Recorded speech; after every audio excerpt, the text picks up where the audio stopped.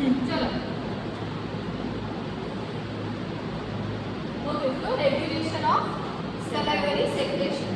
तो जैसे हमने बोला था वो डाइजेशन में आगे सलाइवरी सेक्रेशन होता है from the salivary glands, right. तो वो सेक्रेशन कैसे होता है, मतलब उसको रेगुलेट कौन करता है। रेगुलेशन मतलब प्रॉपर क्वांटिटी में सलाइवा का सेक्रेशन होना, है ना। बहुत ज़्यादा भी नहीं होता है, बहुत कम भी नहीं होता है।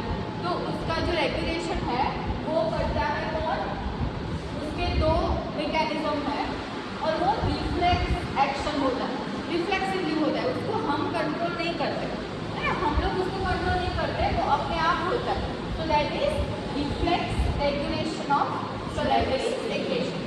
तो उसके दो टाइप्स होते हैं, conditional reflex and unconditional reflex.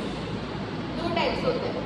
तो अनकंडीशनल रिफ्लेक्स मतलब जो बाय बर्थ होता है, जब भी कोई छोटा बेबी बॉर्न होता है तो न्यू बॉर्न बेबीज में भी ये अनकंडीशनल रिफ्लेक्स प्रेजेंट होता है, राइट। ऐसे तो नहीं होता कि न्यू बॉर्न बेबीज हैं तो उनका जो माउथ है वो एकदम ड्राई होता है, ड्राई नहीं होता है ना, नॉर्मल हमारे जैसा ही होता है।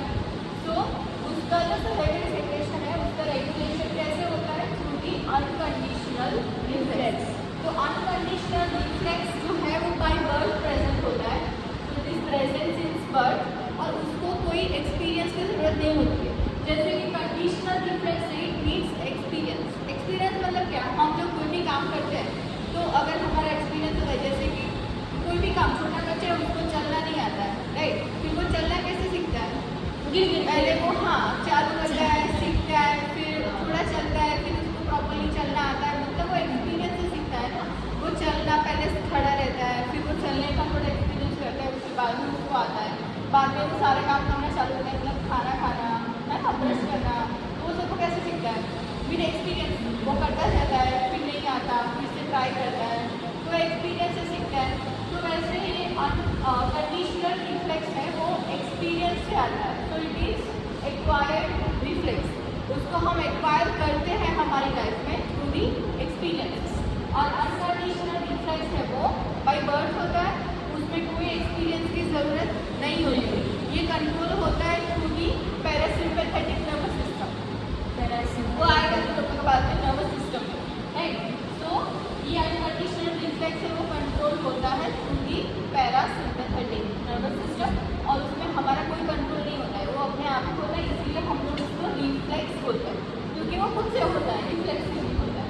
तो ये क्या होता है, अनकंडीशनल रिफ्लेक्स कैसे होता है, तो जब भी हम कोई भी ऑब्जेक्ट छोटे बच्चे के मुंह में रखेंगे, अगर हमारी फिंगर भी ऐसे उसने वो पता है छोटे बच्चे को मुंह में खाता है, अभी फिंगर खाते हैं तो हाँ, तो वो अगर हमने कोई भी ऑब्जेक्ट बेबी के मुंह में रख दिया तो वो क्या करेगा, उसके बाद में क्या होगा, it will stimulate the nerve ending in the oral cavity. हमारी जो ओरल कैविटी रहती है, मतलब हमारा मुंह, उसके अंदर जो नर्व एंडिंग्स रहते हैं, तो वो नर्व एंडिंग्स है वो स्टिमुलेट हो जाता है।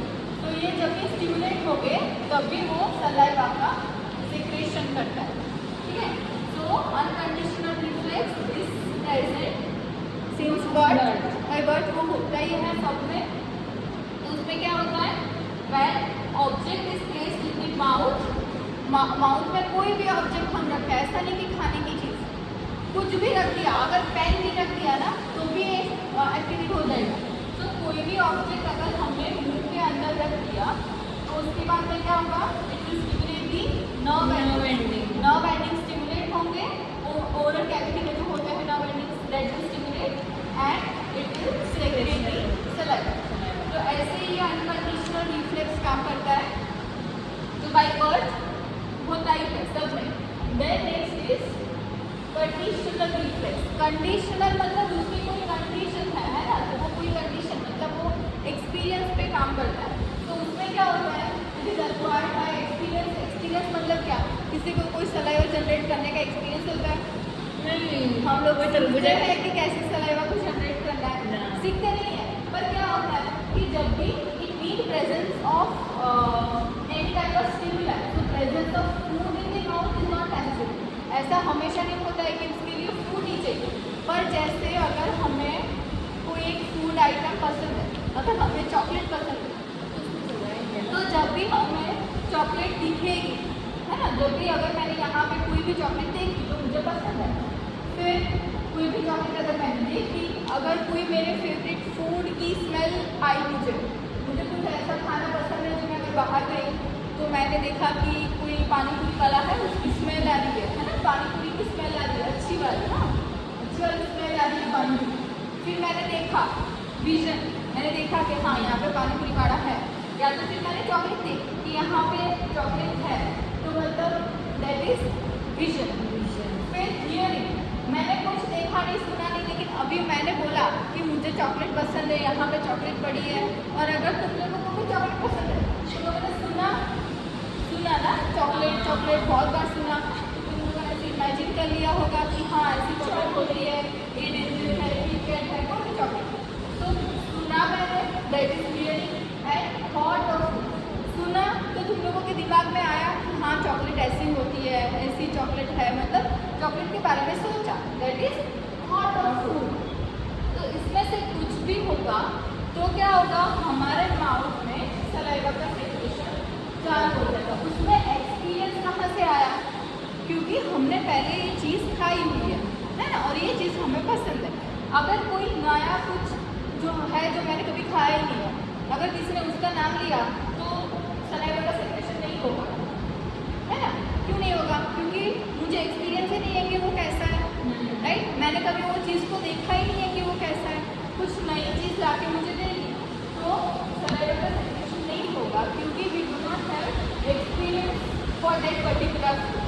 तो अगर ये कंडीशनल रिफ्लेक्स, मतलब इसमें भी सलाइवा का सेक्रेशन होता है, बट थ्रू दी एक्सपीरियंस। तो presence of food is not necessary, but it is elicited by smell, vision,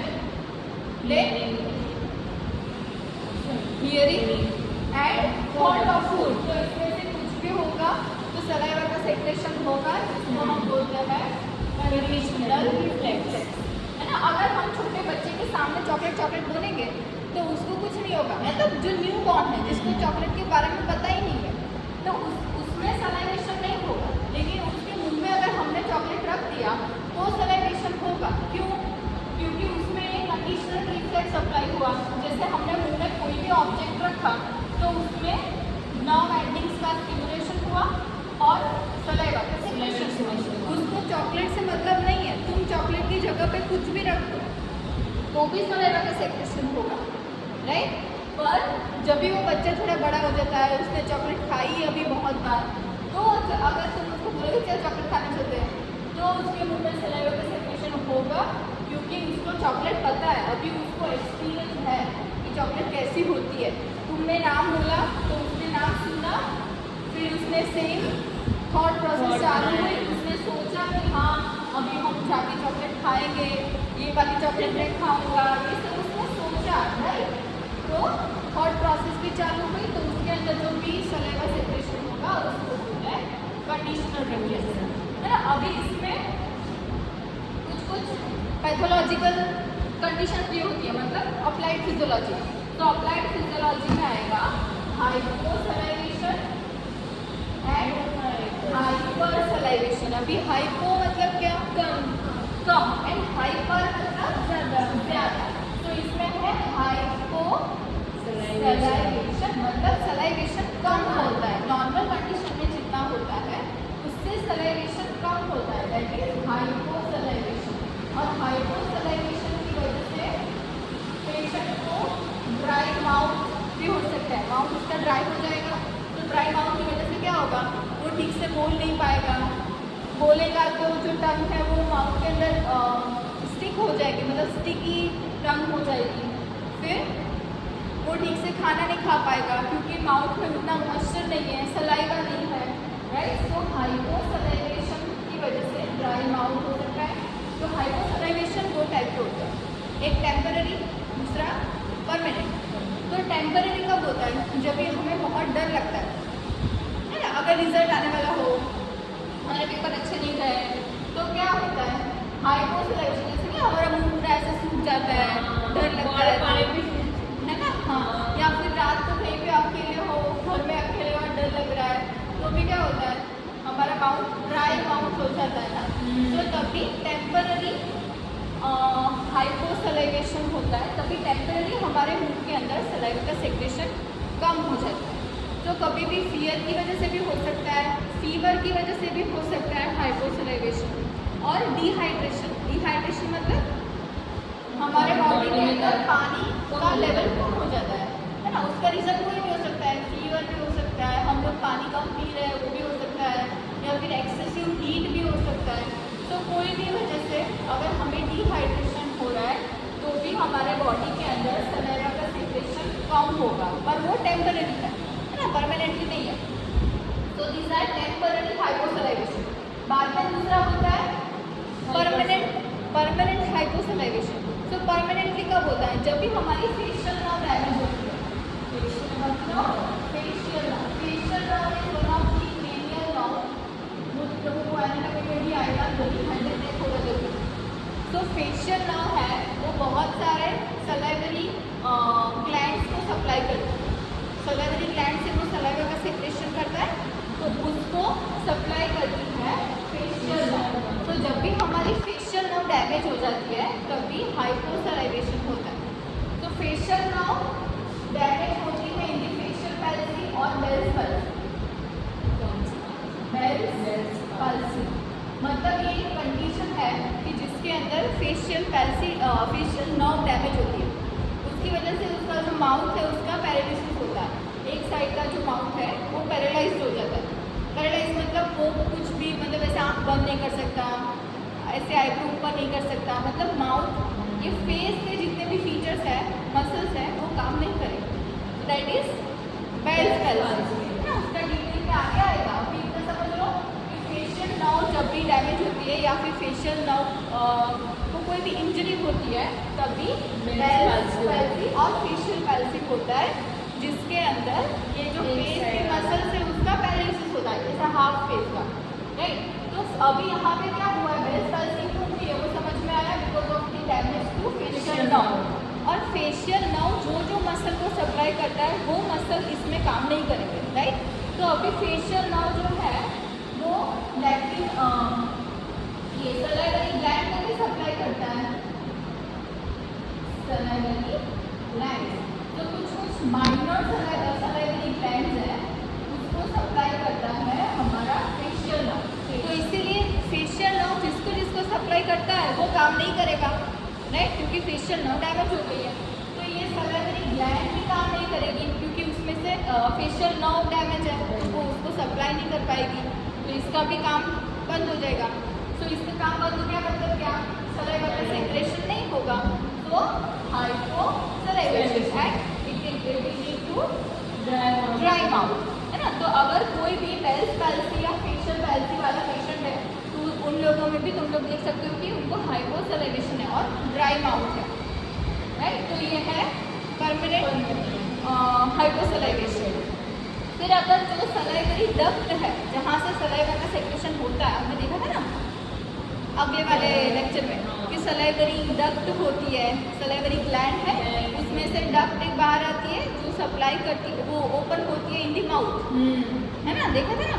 ऐसे फॉर एग्जांपल ये सलाइवरी ग्लैंड है, फिर ये डक्ट ऐसे पाइप जैसी थी वो मुंह के अंदर ओपन होती थी, लास्ट लेक्चर में देखा था, राइट। तो ये जो डक्ट है उसमें ही कोई ऑब्स्ट्रक्शन है, तो डक्ट मतलब ये पाइप, तो पाइप में अगर यहाँ पे कोई ऑब्स्ट्रक्शन है तो यहाँ से सलाइवा बाहर नहीं आ पाएगा, राइट। तो सलाइवा का सेक्रेशन ही नहीं होगा। तो दिस इज परमानेंट हाइपोसलाइवेशन, की जो डक्ट है जो सलाइवा को कैरी करती है उसमें ही ऑब्स्ट्रक्शन है, मतलब जो पाइपलाइन है उसमें ही ऑब्स्ट्रक्शन है। जैसे कि हम नॉर्मल लैंग्वेज में बोलते हैं ना कि पाइप में कचरा आ गया तो आगे पानी नहीं जाता है, तो सेम वे यहाँ पे भी वो डक्ट के अंदर ऑब्स्ट्रक्शन है, तो सलाइवा आगे जाएगा ही नहीं, तो सलाइवा का सेक्रेशन नहीं होगा, जाएंगे हाइपोसलाइवेशन। परमानेंटली वो होता है ना, तो परमानेंट हाइपोसलाइवेशन है। नेक्स्ट है हाइपरसलाइवेशन। हाइपरसलाइवेशन मतलब एक्सेसिव सलाइवेशन, हाँ, तो ज़्यादा सलाइवेशन होता है। तो ज़्यादा सलाइवेशन भी कोई कंडीशंस में होता है, फिर कोई मेडिसिन से भी हो सकता है। अगर कोई ऐसी मेडिसिन है कि जो सलाइवेशन को एक्सेसिव मतलब ज़्यादा बढ़ाता है तो उससे भी हाइपरसलाइवेशन हो सकता है। कभी कभी एनेस्थीसिया से भी हाइपरसलाइवेशन हो सकता है, मतलब किसी की कोई सर्जरी हुई है, सर्जरी में अगर एनेस्थीसिया दिया है तो आफ्टर सर्जरी वो पेशेंट को हाइपर सलाइवेशन हो सकता है because of the effect of anaesthetic drugs.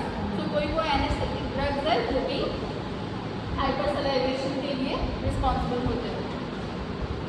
ठीक है, समझ में आया? कोई डाउट है? No doubt.